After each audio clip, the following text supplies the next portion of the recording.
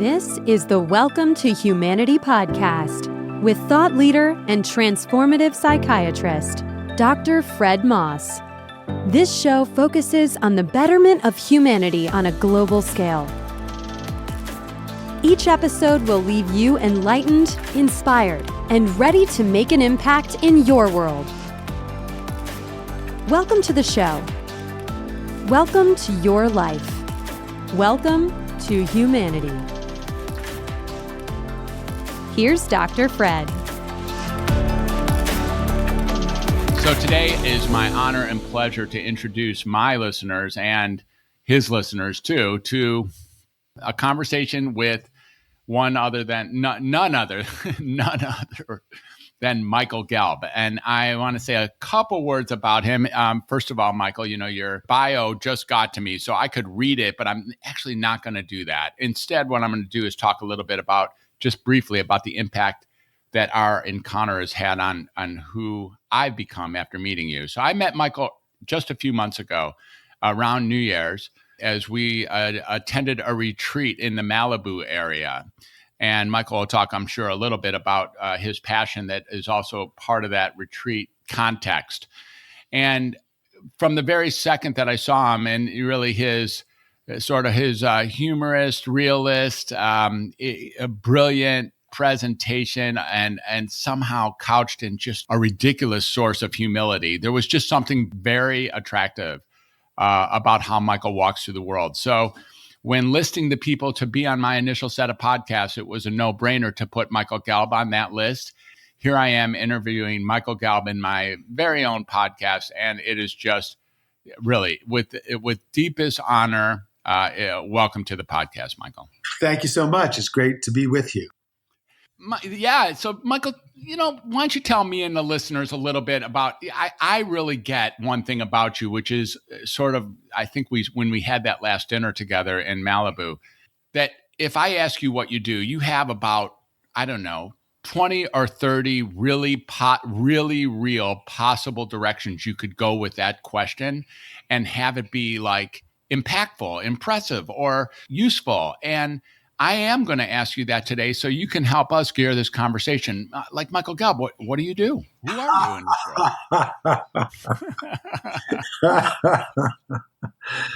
role?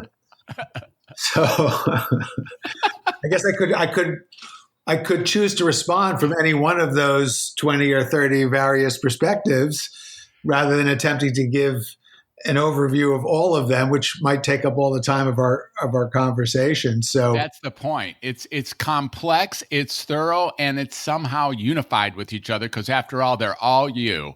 So which one do you want to pick up, including the overview? Any of them are possibilities, Mike. Hey there, it's Dr. Fred. Before we dive into today's conversation with my good friend Michael Gelb, I just want to take a minute to let you know that I just finished putting together the audiobook version of my soon-to-be released book called The Creative 8. This book teaches a surprisingly simple method for healing that utilizes creativity and self-expression as its primary modality. And as a listener to the Welcome to Humanity podcast, I just want to offer you a completely free copy of this audiobook as a thank you for listening for the show. All you need to do to get this copy is go to welcometohumanity.net/creative. I've used this Creative 8 methodology in both psychiatric patients and coaching clients alike for the past several years, and I'm getting fantastic results. The best thing is it takes less than 5 minutes per day to implement, and it really works, no kidding. I know you're going to love it, so go ahead and download the audiobook. You'll find it at welcometohumanity.net/creative. And now let's get back to our conversation with Michael Gelb. Well, why don't we start with one very simple, practical one, because it did create the framework, the context for our meeting. One of the roles I play is as a teacher of the Alexander technique. It's what I first really focused on doing as a profession. I trained for 3 years as a teacher of the Alexander technique in London from 1975 to 78. And of course, around the same time, I was also working on my skills as a juggler. And I applied the Alexander technique to improve my juggling ability. And that led me to appearances with the Rolling Stones and Bob Dylan, and to years later writing a book called Lessons from the Art of Juggling, as well as my first book, Body Learning, An Introduction to the Alexander Technique. So what ties that all together is a lifelong interest in how to learn, how to have fun. Yeah, I guess so. And the exploration of the nature of the self, the mind, the body, the emotions, the spirit, and how all that fits together.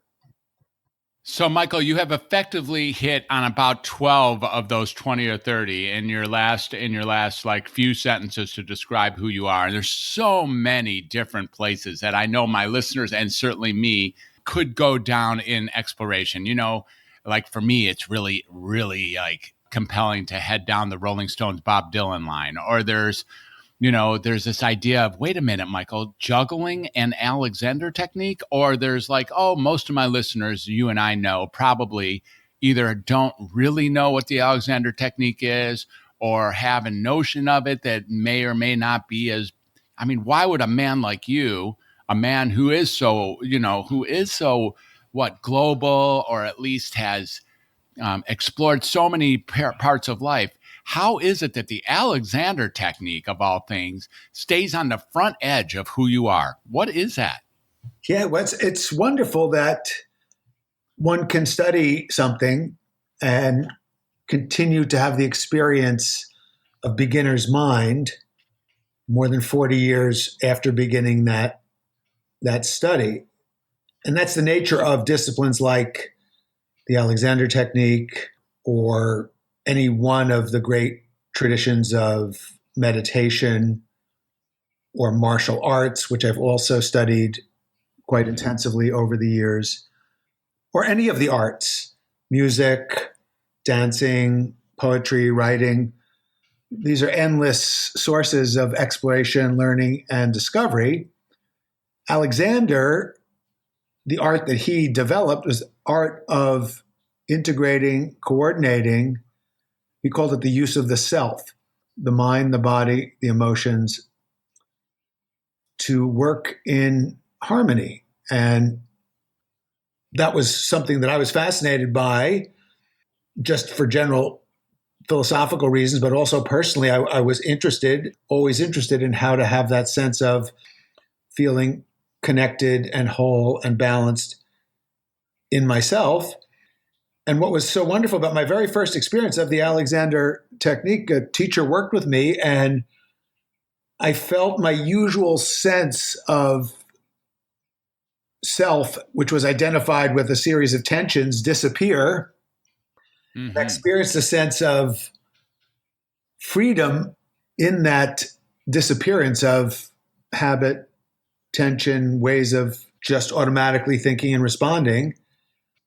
And I just thought that's the absolute coolest experience I've ever had. And it remains that experience. Fortunately, what is it to become a teacher of the Alexander technique? It's how to, I call it making yourself susceptible to grace, so that one becomes that much more inviting to what Maslow called peak experiences, what Csikszentmihalyi calls flow. I guess that's another way to think about it. I've always was interested in how does one I read Maslow when I was 16 or 17. I thought, well, I don't want to just have one peak experience or two or three in my life. How can we integrate that into daily life? And then Csikszentmihalyi published Flow years later, and it just validated and gave a more research basis to everything that I've been passionate. But yeah, it's actually fun that we took this way into this, because if there's one uniting, integrating word that I could share to express this journey, it would be flow, or it could be grace. Mm-hmm. So looking at the self with a sort of swimming with a backdrop with a prevailing context of flow and grace seems like a space that has been extremely attractive for you. And then you find yourself seemingly in many different areas as a leader or as a front edge proponent or teacher, facilitator for others to be able to pick up some aspects of this for ourselves. Is this right? Or how does it land for you that you get to Sure. Well, broadcast it? So what I discovered, what I was surprised to discover is one thing to study these things and apply them. But I'd say I was blessed to discover early on that what I loved doing the most was sharing what I learned with other people. And then it was even more amazing when I discovered that companies would pay me a ton of money to do that.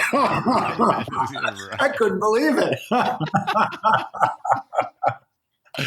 Yeah, you thought you would be able to do that like when you weren't working or something. Like maybe in between jobs you could actually share your life with others. And here you are getting paid a ton of money to actually share what is most important and brings out your passions the deepest. That's hilarious.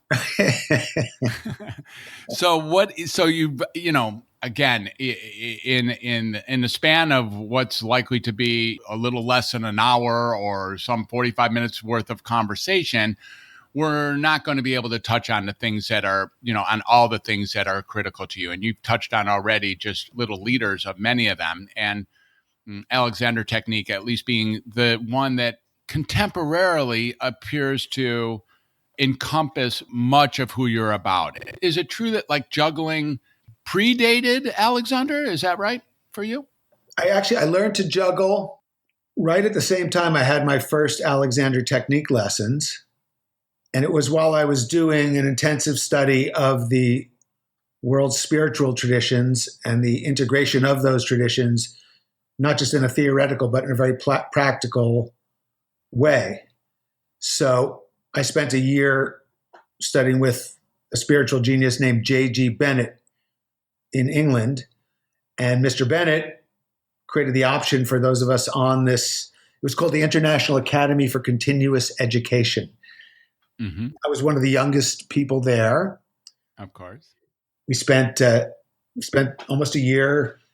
And it was marvelous because we learned so many really practical things. I learned how to cook for 120 people, learned how to take care of sheep. We sheared sheep. We took the wool and we learned how to spin the wool, stuff that I never would have even imagined doing. We pulled the mud out of the bottom of a river and turned that into clay pots. Wow. Yeah, stuff that just gave me a grounding, a sense of, this was a spiritual endeavor, but it was very grounded. It was very practical. And that was a wonderful initiation into life. I was 20 years old. And then we would study the teachings of the world's great traditions. And Mr. Bennett had, before it was a cartoon in the New Yorker, he went to the Himalayas, climbed some mountain, and met a guru and talked to him in Hindi or Pali or Urdu or Sanskrit, because he was fluent in all of those. And he brought back that teaching. He brought back the teaching of Sufi masters that he worked with when he lived in Turkey as the British consul. He was an extraordinary polymath. He was a mathematician, an engineer, a scientist, and a person of integrity, I'm delighted to say. He's somebody who used his powers very responsibly, and I was very blessed to have the opportunity to study with him. And he made it possible for those of us who are interested to have lessons in the Alexander technique. And when I had that very first lesson, and I had that sense of freedom, I said, oh, this is a way this is a path to take these universal teachings, the perennial philosophy, as Aldous Huxley called it, and apply it in a framework of integrating and healing oneself and helping others find integration and healing. So really, even though I've done lots of other things since then, and they're all integrated around that passion, which continues. I really truly find that amazing. Let me see if I can unload what part of this is so interesting for me. I have dabbled in a number of different growth and development, spirituality, just dabbling, just really slight dabbling often in between my job as a doctor, I found myself exploring those things. And Alexander Technique for me was one of a few things that I tripped into or was led to or agreed to try or, give it a go. And, I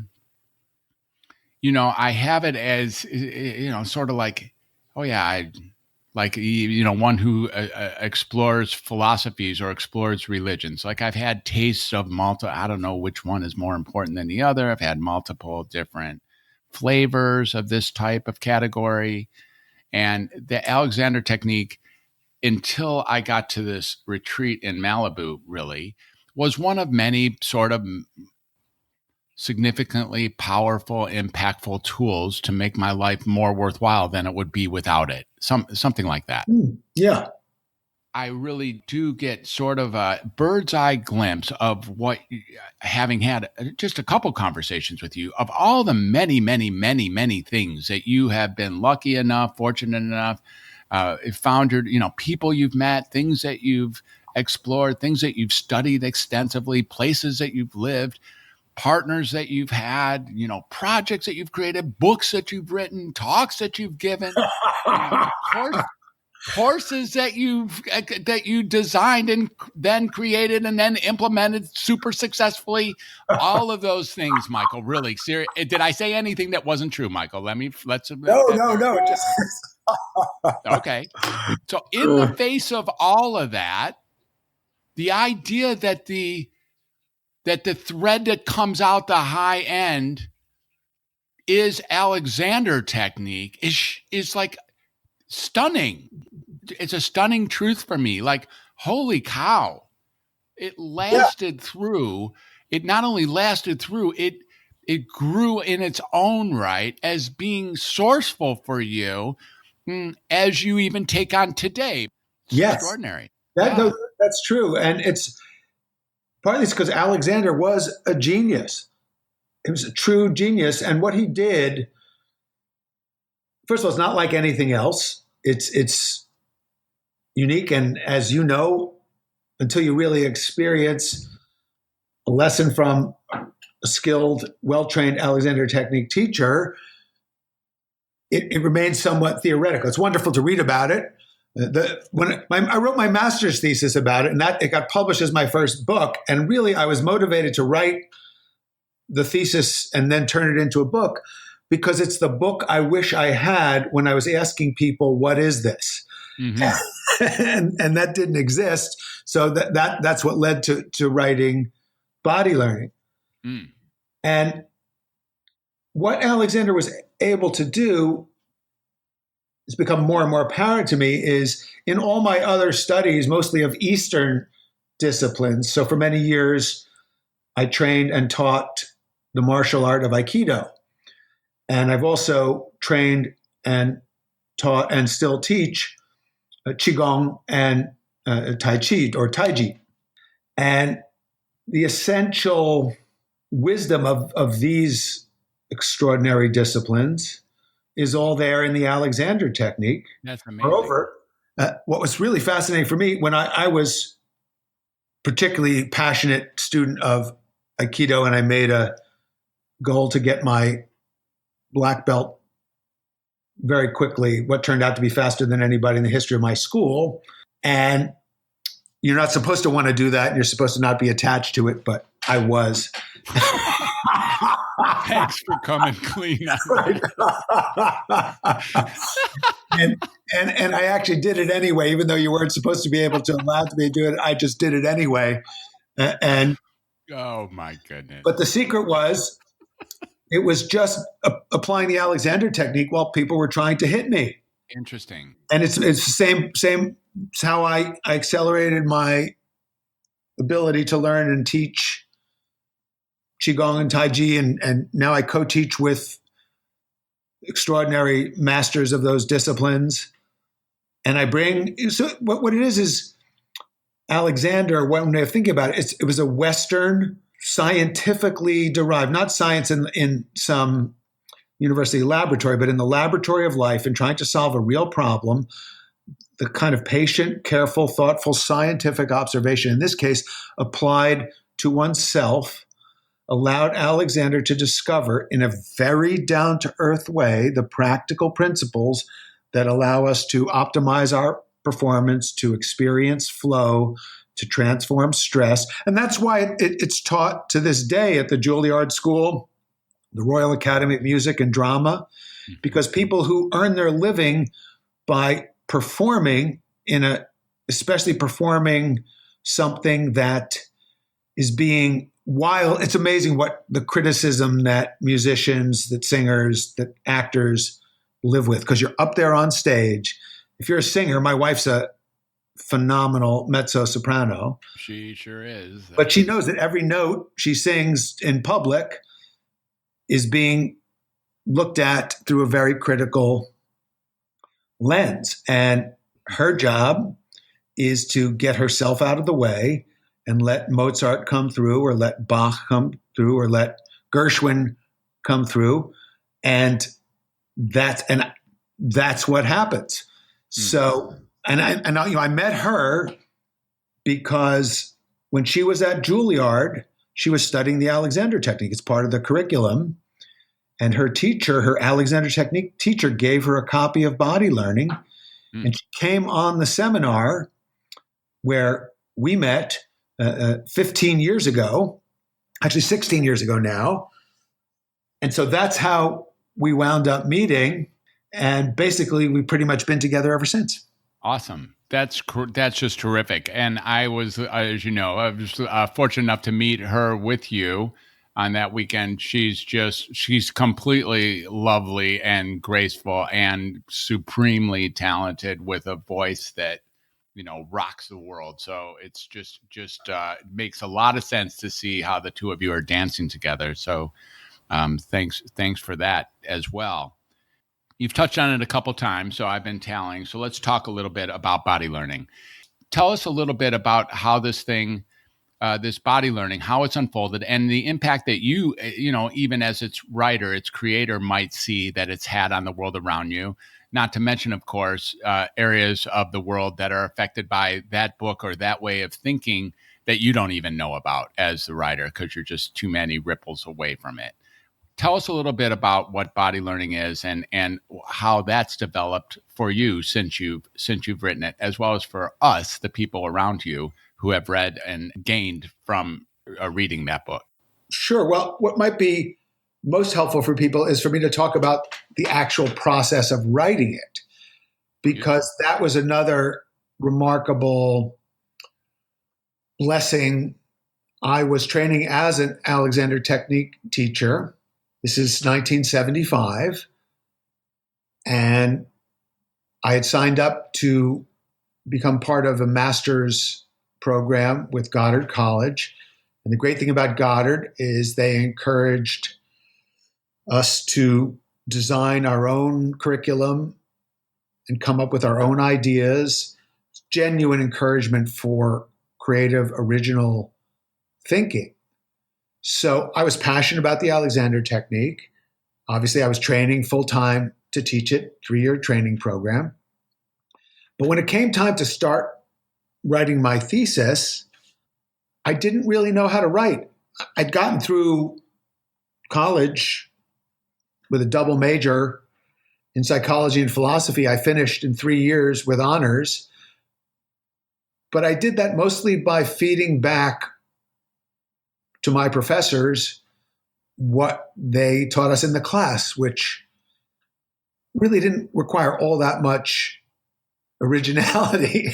That's why I was partly. Tendency to accelerate ahead of others and just kind of do what needs to be done to get done with things with even greater velocity. It appears that that's one of your tricks of the trade here.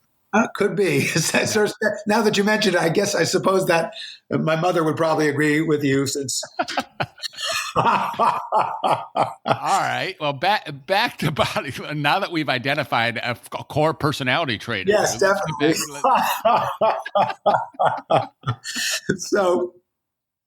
So right around this time that I was struggling with the master's thesis, a fellow named Tony Buzan came to our Alexander Technique Training School. And he had published a book called Use Your Head, which focused on how to accelerate learning, improve memory, speed reading. He's the gentleman who originated mind mapping. And he shared all this with us because he himself was having Alexander Technique lessons. So I went to the head of the Alexander Technique School and I said, that guy was brilliant. What a genius. I want to learn more about his work. And the head of the school said, well, Tony said to me, who's that young American who's asking all those questions? Mm-hmm. I want to meet him. I want to get to know him. So Tony and I started to collaborate. And the first thing, he taught me mind mapping and speed reading and memory, and it transformed everything. I made a mind map of the thesis.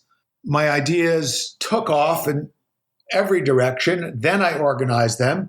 And I was blessed to discover this simple, profound secret of creative expression: to generate first and then organize, instead of trying to organize everything prematurely.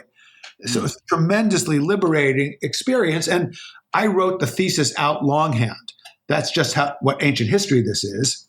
And a friend of mine typed it up, sent it in to my thesis advisor, who said, I've never seen a student's writing improve so much in the course of my academic career. He said, it's as though you found your true voice. And I was blessed to do that through learning mind mapping and the other disciplines that Tony taught.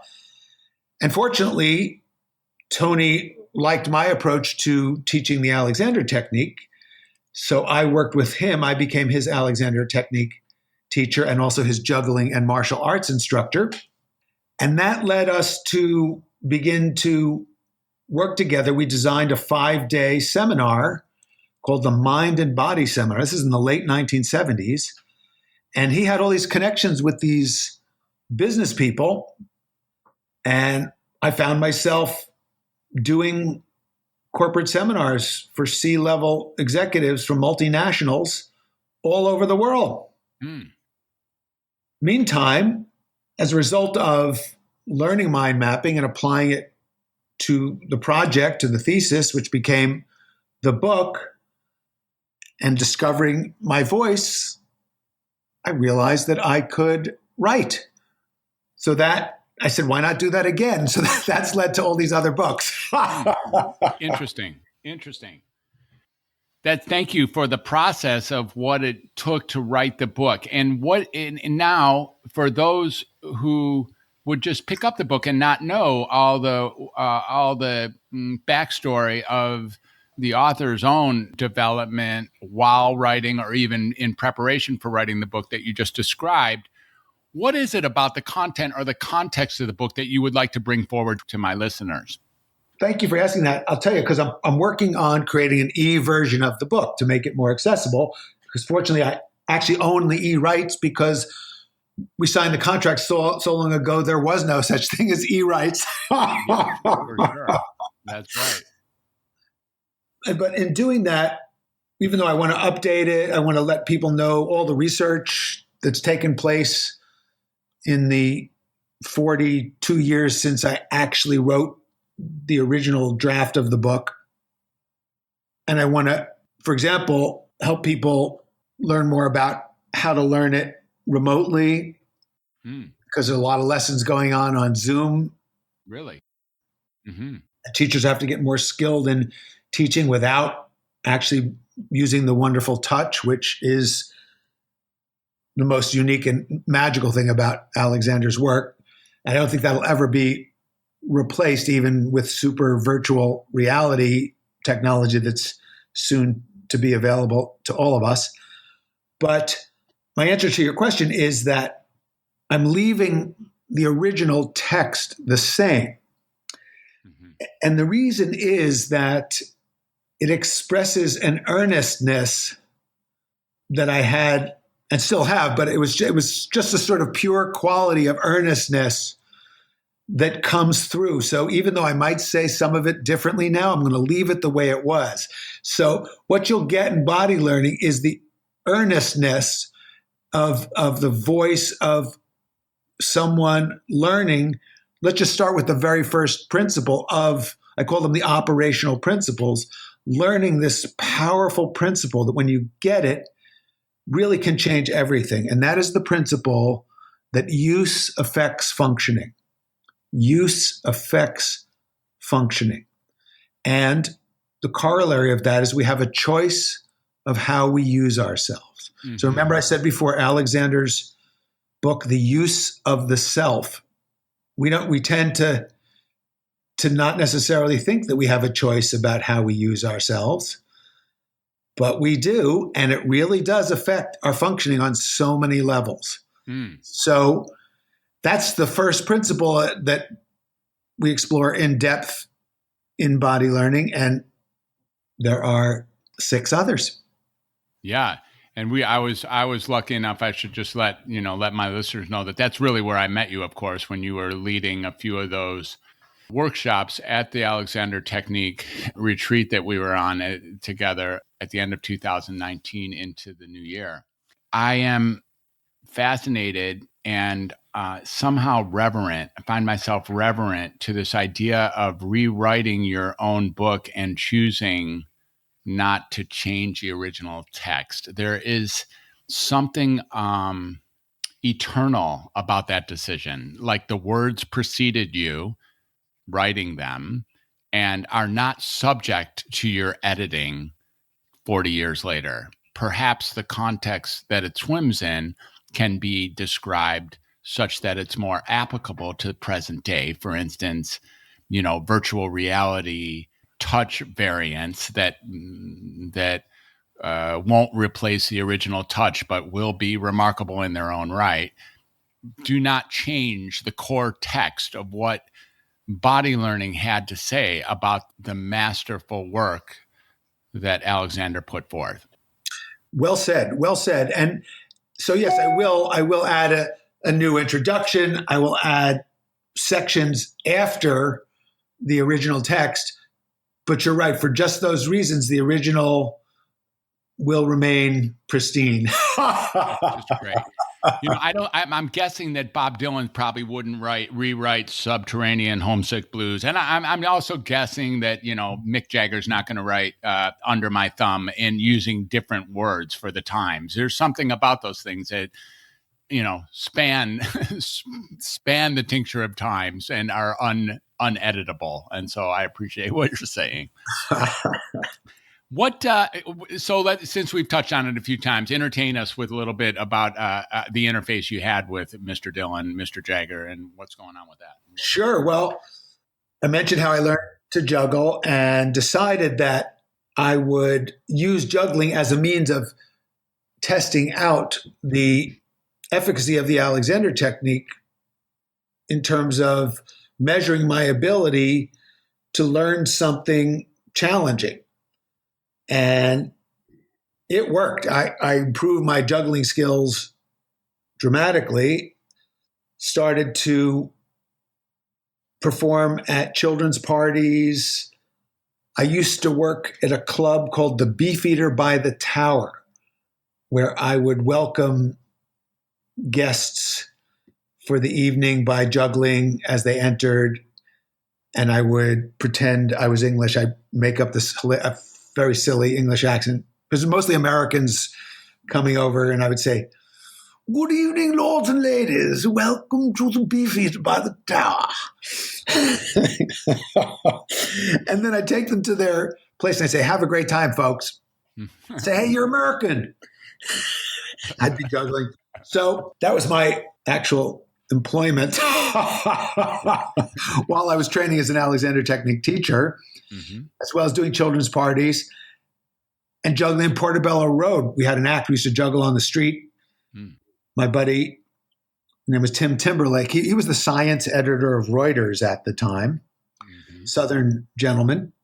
One day we were practicing in Hyde Park on a Sunday, And a fellow approached us and said, I am the tour manager for the Rolling Stones. There's a concert series with a carnival theme. Would you guys like to juggle in Earl's Court tonight with Mick and the Stones? We'll pay you £50. Wow. Well, that was an easy sure. Yeah, I think so. Let me ask my people about that. I'll get back to you. I got it. So there we were. That night we were on stage in front of thousands of screaming fans. Wow. And that went well. So we got invited to be part of all of the concerts in London and then the Nebworth Rock Festival with hundreds of thousands of people on a stage shaped like Mick Jagger's mouth. We went out to the tip of the tongue to juggle. Wow. In front of a vast ocean of denim and hair. Wow. And of course that then led, they needed jugglers for the Dylan tour. So they brought us back for that. And the funny thing is, I was more of a Beatles fan than a Stones fan. Mm. And I knew Bob Dylan was a genius, but I could never really understand what he was saying. Right. But I got a few of my friends into those concerts, including Michael Frederick, who you met, still remains the organizer of the Alexander Technique seminar that we go to every year in Malibu. And Michael is still grateful to me to this day. He said, man, you got me in to see the Stones. You got me in to see Dylan. I'll never forget that. That's so great. That's so great. So, yeah, I totally get that. This is well, what tour was that, by the way? What year are we talking about with the carnival theme? Is this like Her Majesty's? What is this?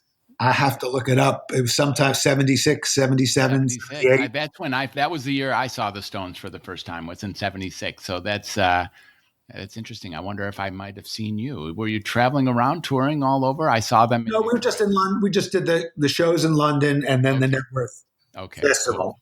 Cool. Very, very cool. All right. Well, let me ask, I have a couple more questions for you that I think will, let's see how you land on these. Is there, given all the people you've met, and Lord knows you've met a chunk of people on the planet, is there anybody in particular? You've mentioned a few, and I guess you didn't meet Mr. Alexander, but is there anybody who you presently sort of emulate, idolize, use as a role model, a guru? Is there one person, or is it just a crew of people that you look up to or become a disciple of, or maybe just a student of? Is there one person that when asked this question, you're like, well, I really should say this person's name, that comes to mind? It's okay if there isn't, by the way. I'm just curious. Well, as you are imagining, there are quite a few, but Leonardo da Vinci's one that I've probably spent the most time and energy exploring, understanding, and translating to make his teaching accessible to the world. And you wrote a book about that, am I right? It's called How to Think Like Leonardo da Vinci, 7 Steps to Genius Every Day. And then I wrote the How to Think Like Leonardo da Vinci workbook. I wrote Da Vinci Decoded, Discovering the Spiritual Secrets of Leonardo's 7 Principles. I made an audio program called Work Like Da Vinci.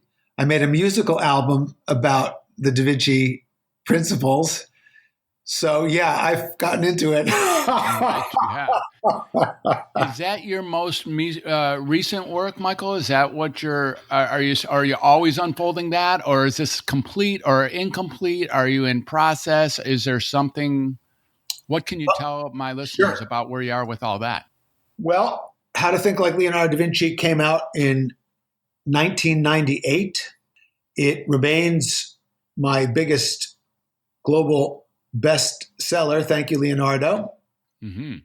I'm working on a video program now to bring the teachings to life in that medium. We're going to release it soon. Mm-hmm. Soon, maybe May, June. Just doing the final edits and the last little bit of shooting. So it's probably the work that I've done thus far that's touched most people. It's in 25 languages. And the reason is, Leonardo's an archetypal figure. He's the uomo universale, the universal human. He's a global archetype of human power and potentiality. And he wrote all these notebooks. So what I did was ask the question, what's he trying to teach us? And then I translated it into contemporary terms and made it accessible and practical so that people get a feeling that they can have Leonardo da Vinci as their mentor. That's great. I want to ask about a sort of a place here, the quiet space. I want to ask if you can speak to this. I imagine a very quiet space of translating Da Vinci's, obscure, undiscovered notebook writings inside of the context of what is he trying to teach, using all the principles from martial arts and Alexander and growth and development, like whatever it is, when you open up that next page and actually learn what it is that Leonardo was trying to teach personally now, before translating it for all of us, before using your superpower to bring it to the world around you. I really would love to know the experience of the discovery of Michael Gelb upon getting something intricately, hidden in the writings, or maybe not necessarily hidden, but not yet discovered. What is that? Well, I love that question. And there are a number of ways we can approach it. Part of it is that my grandmother was Italian. She was a painter.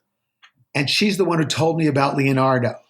So I had this childhood sense of this remarkable character. And like most kids, I also was fascinated by superheroes, Superman, and so on.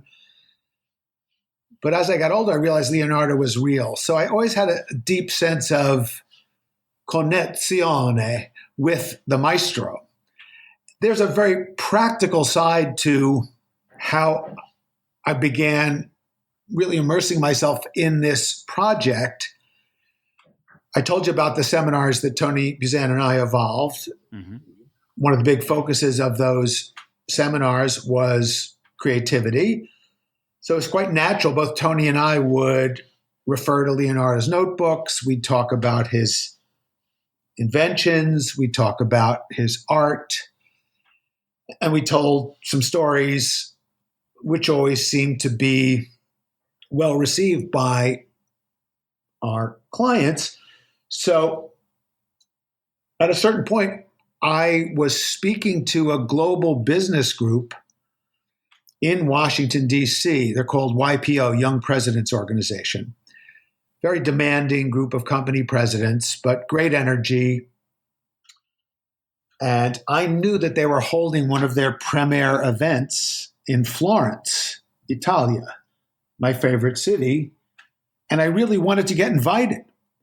So when I finished my remarks on creativity and innovation to the group in Washington, D.C., I had already imagined that I might be approached by the education chairperson for Florence, and that he might ask me something like, if we were to invite you to Florence, what would you do?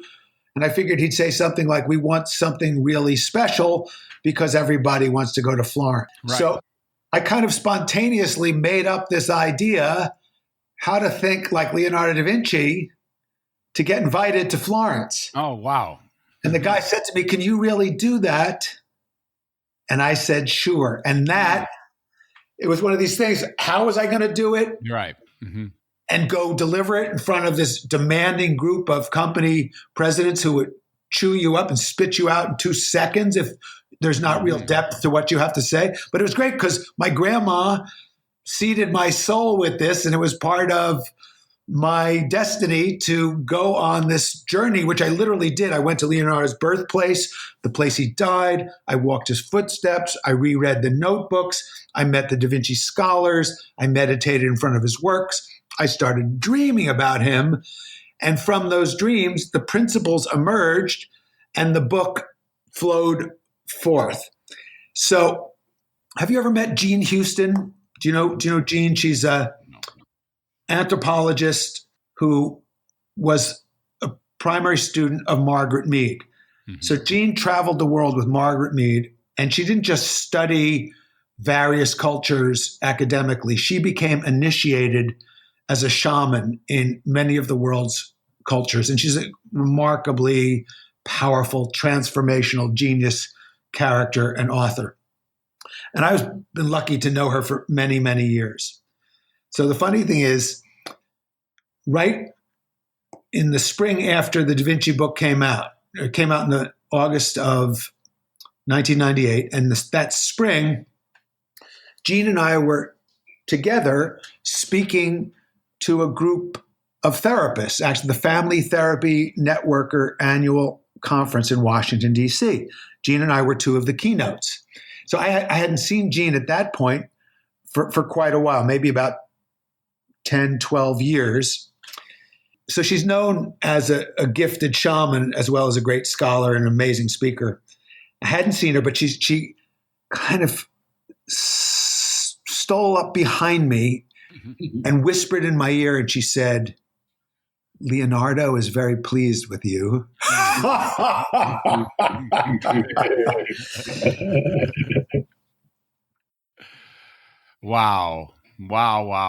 That is great. Oh my God. I love that story. Wow. Awesome.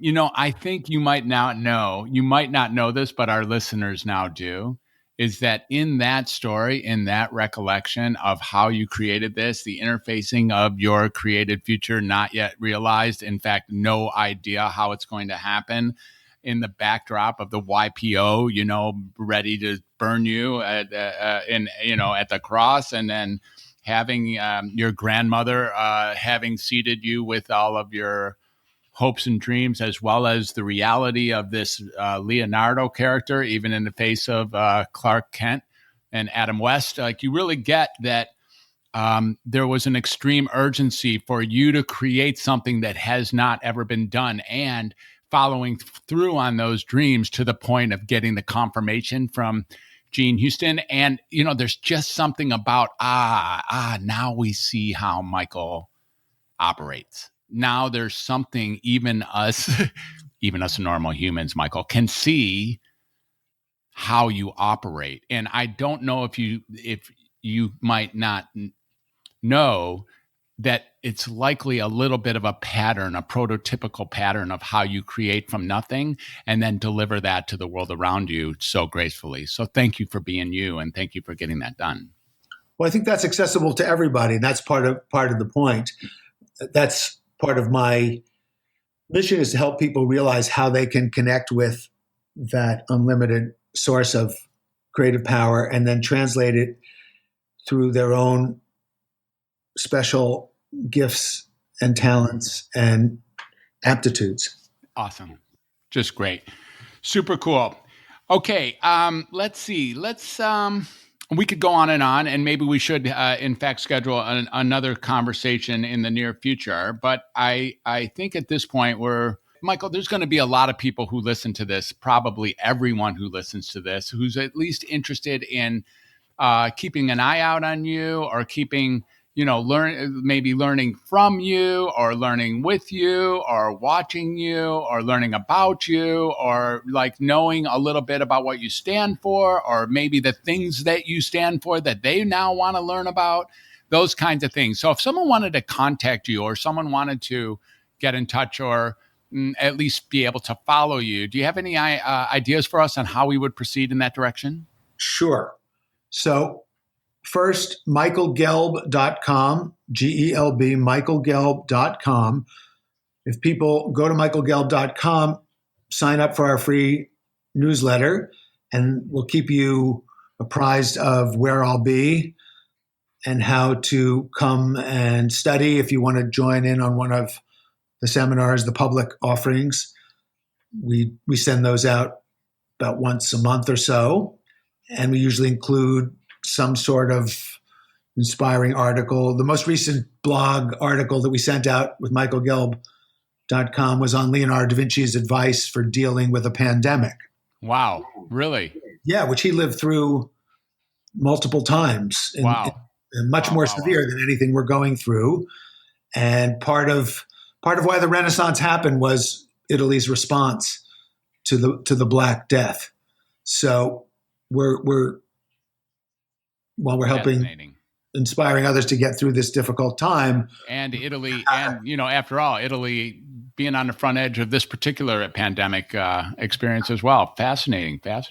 There's a historical trend here, but the Italians, literally, they created the greatest flowering of art, the birth of science, exploration, the very being of Leonardo, Michelangelo, Galileo, Machiavelli, Raphael.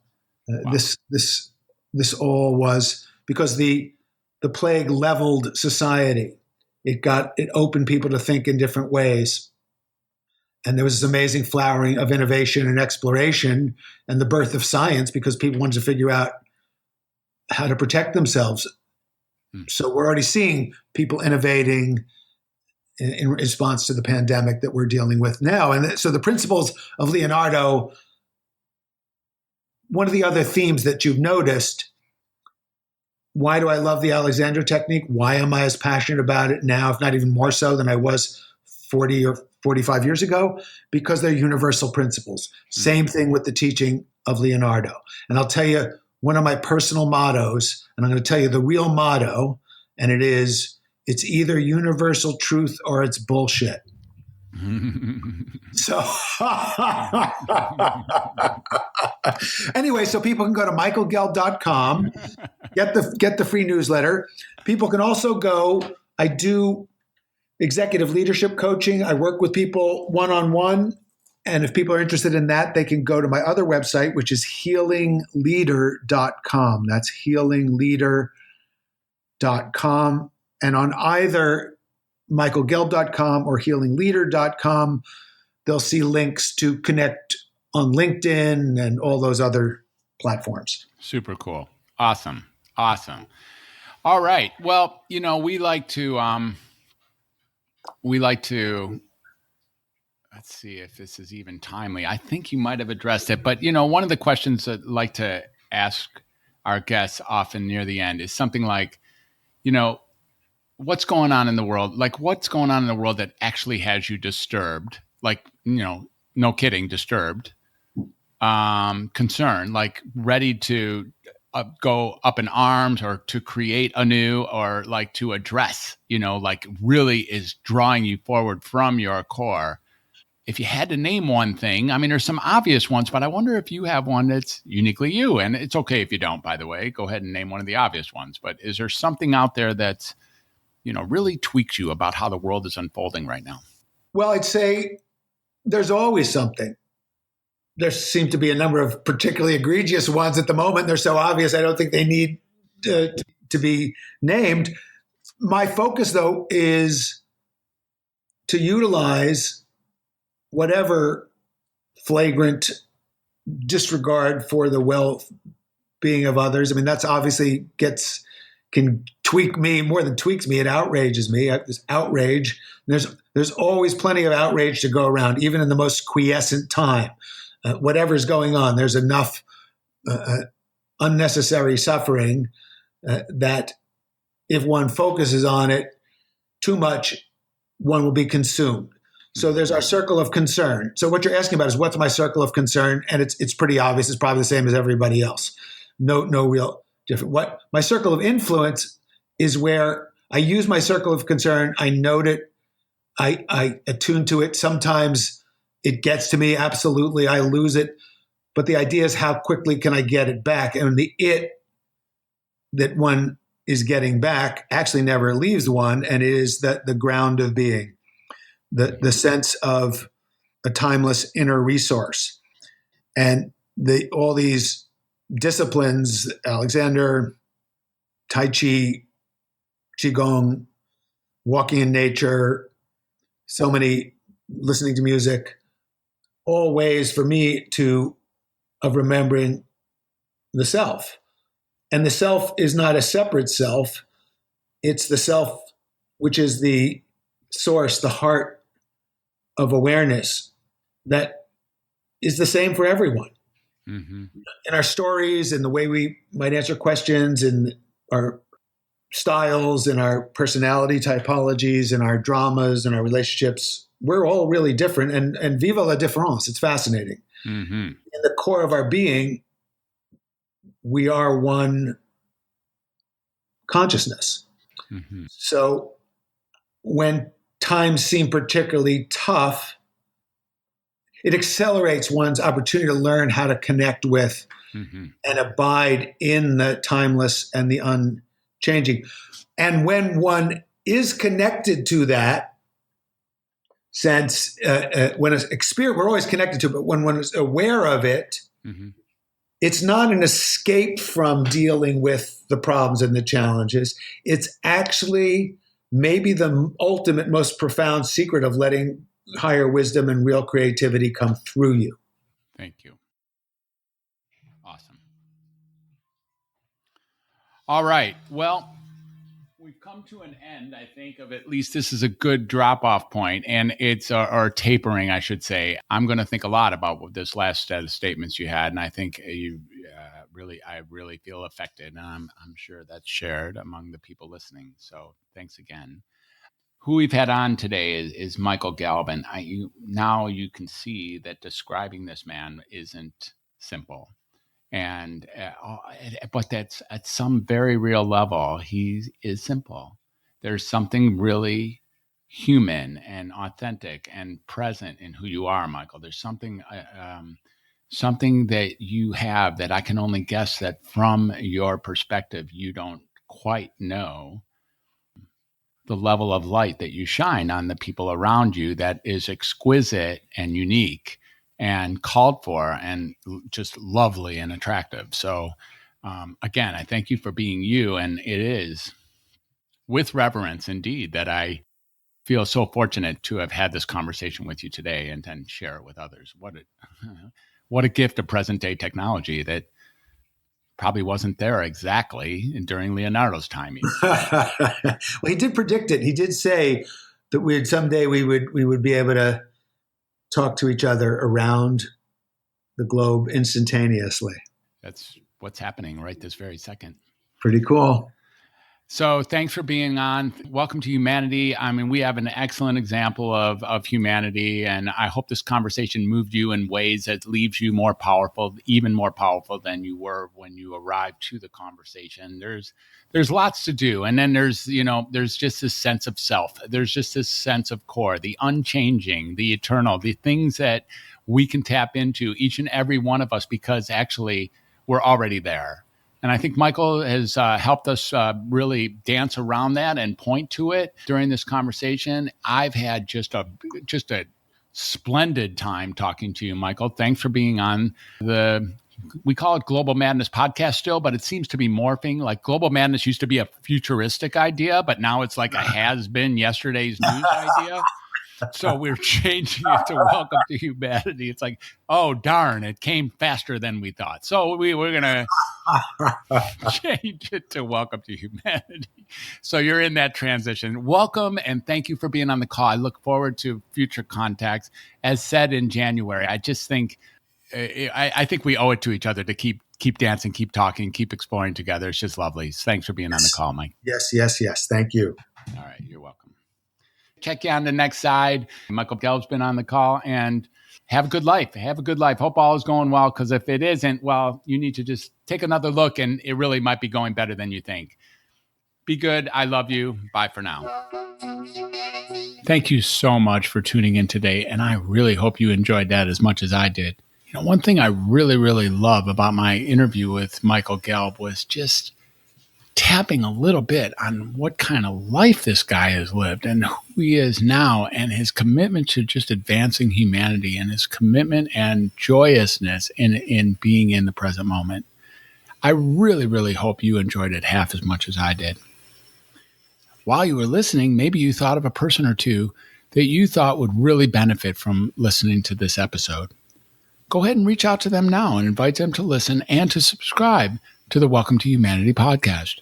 And then, speaking of subscribing, I'd like to ask you a favor that is maybe a little small in effort, but would have really big ramifications in terms of impact. Could you please take a minute and just hit the subscribe button on your podcast player? For that, you'll get the latest episodes as they become available. And second, if you appreciate what we have here, if you've enjoyed our conversations, just take about 3 to 5 minutes and leave a nice review on Apple Podcasts. As it turns out, subscribes and reviews are the two major ways we can reach our listeners with the Welcome to Humanity podcast. And if the conversations we're having are contributing to your life in any way, please consider paying it forward by subscribing and leaving a review right now. I and my listeners will be truly grateful for your support. Also, to catch up on any of the past episodes you might have missed, head on over to welcometohumanity.net/podcast. So until next time, this is Dr. Fred, and this has been another wonderful episode of the Welcome to Humanity podcast. Thanks for listening. Have a beautiful day. We'll see you on the next go-around.